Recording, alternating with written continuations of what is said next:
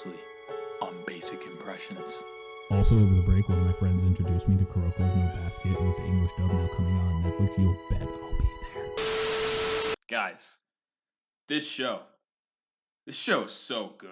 We were secure. We had it figured out. You see this? This is my S tier. This is the tippity top. My completely biased favorites of all time. I like to keep it at 5 because it's an easy number to manage. And here's the gatekeeper, Code Geass. Yes, so cool. Very proud. So classic. Cool. Minnie had come and face the gatekeeper, but there was always a healthy distance between them. But then this guy came in and the gates were shaking. Is K&B better than Code Geass?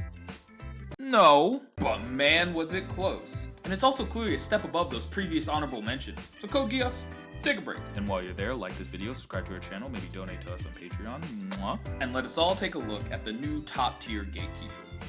Welcome to Basic Impressions. Fasten your seatbelts. It's going to be a bumpy night.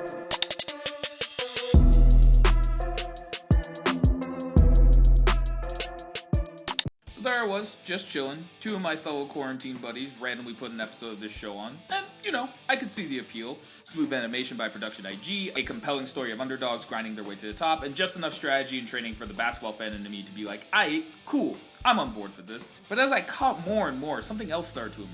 As expected, the team we follow, Seiren, is just full of diverse, likable personalities that are sure to engineer the fiercest of best boy debates. But what I didn't expect was the genuine high interest I had in each of their opponents. There was something enjoyable in 90% of them.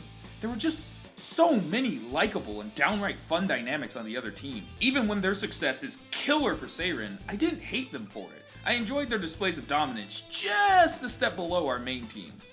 This is also what keeps the matches Seiren is involved in from bogging down the story. And at the center of the most important teams are the Generation of Miracles, and my god, I love them all. Yes, even you. To craft so many antagonists that you love to hate, and then love again just hits all your dopamine receptors in the right way, and the peak of my adrenaline high was the scene-stealing ace of aces himself, Daiki Aomine. Aomine cemented himself as one of my favorite antagonists of all time without ever causing bodily injury or harm.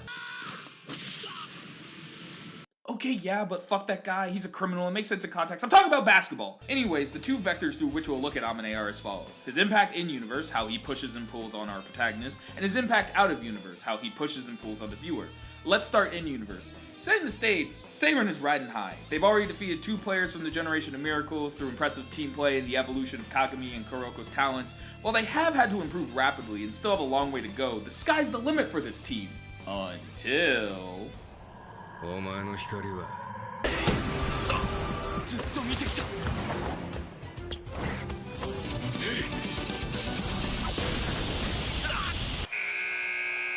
それほど圧倒的に。淡すぎる。 The first defeat for our heroes is a big blow to their aspirations, even if the ultimate message of the episode is that they never gave up until the end. But let's pull back and see what Aomine represents. Aomine's ability is the most blatantly overpowered at this point in the story. You give him the ball and watch him score. That's it. Done, sealed, delivered. He, for the most part, cannot be stopped. He'll get past you and score no matter who you are and no matter what angle he's at. So, first thought strategy would be to match him shot for shot, right? He doesn't shoot threes like Midorima, so maybe we can pull a slight lead. That is, if Aomine also wasn't a first-class defender capable of stopping your team's ace whenever he wants to. He even is the first to effectively interfere with the teamwork of Kuroko and Kagami. Aomine is the prime counter to Seiren's main offensive strategy, so moving forward, we have our plot obstacle. Toho will be back, and Kuroko, Kagami, and the rest of Seiren will have to find a way to beat them on the court. On the larger thematic level, this will require our protagonist to dig even deeper into why they play. Kuroko started off the whole series dissatisfied with the way his old team played, with the individual winning over everything mentality. He values working hard to improve oneself and playing for the love of basketball. But he wasn't always like this. In fact, early on, he wanted to quit due to his seeming lack of progress. He needed to be picked up with the original holder of this ideology, Aomine. Yes, he was the first to really install the sense that no matter who you are, so long as you are trying hard and playing for the love of the game, you are the type of person who deserves to play. This began the long friendship and eventual unstoppable on-the-court teamwork between Aomine and Kuroko. Aomine was the role that Kagami occupies now, but even much more effectively. The overwhelming ability of Aomine causes both players at separate points to basically freak out and force their way through on their own, to crippling effects. Aomine forces them to confront who they are, and both need to do some soul-searching to figure out why they got where they are. Yes, the themes are repeated almost constantly throughout every match, but it wasn't until Aomine to where Kuroko, the shining beacon stoic hero, broke. The man who reignited his passions also took that away. There are larger parallels in the relationship that circle on Amine, such as To and Saren both being offensively minded teams with similar makeups. We didn't even talk about how Momoi fits into all this, but let's go beyond and talk about how Amine affected me.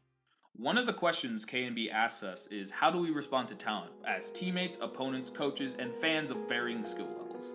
It's not like these are new themes in media, but in sports, an area I am intimately familiar with, I connect to these ideas more honestly. I've seen how that talent can warp a person, how they become Amines with all the ego and seemingly all the privilege giving to them by seemingly everyone. It's suffocating to see behavior that you know you can't get away with get swept under the rug. It's the earliest I ever came to understand how unfair everyday situations can be. So yes, it was very cathartic to see him get beat. He needed to lose. Just like in real life, we want to see the villain defeated. But how did we get here? Because when you look at it, Amines, at least attitude-wise, aren't born. They're made. Amine started off as every other kid, just playing the game he loved and developing his exceptional talent. And then he was pushed further and further away from that simple pleasure, first by his opponents, then by his teammates, and finally by those coaches entrusted to develop him. Why do we expect him to act like everyone else when he isn't treated like anyone else? You can even see this play out in real life. We may talk about the value of sportsmanship in competitive arenas, but think about how, in our hyper-commodity-driven world, we prioritize the win and the performance over the person. In general, we'll put up with a decent amount of antics so long as they continue to achieve for us. We don't want to admit that we feed this cycle. Those with exceptional abilities are given more slack. We disregard who they are in favor of what they can do, and it starts when they're young. This continues through their developmental years, and eventually when they turn around and misbehave, we scrutinize their every moment.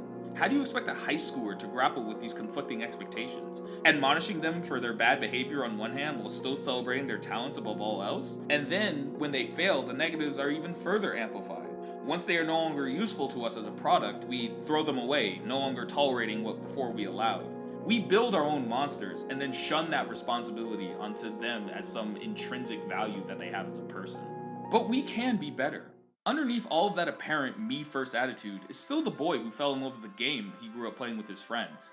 Is it any coincidence Amine is the first one to enter quote-unquote the zone, a state only for those who truly love the game of basketball? Amine, the one who understands the zone the most for what it is and what it represents? Is it a coincidence to see him be the first to spur on Seiren in the finals?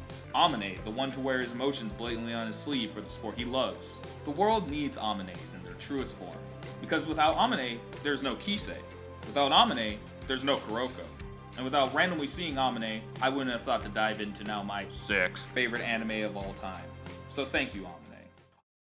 Also, this show has the best Hot Springs episode I ever seen. Yosin has the best uniforms. Third OP is the best. Honorable mentions to 7 and 5. Everyone always asks, Rika versus Momoi. No! Yosin coach versus Koga's sister. Or better yet, which Amine side profile do you prefer? Answer in the comments below. Bye-bye!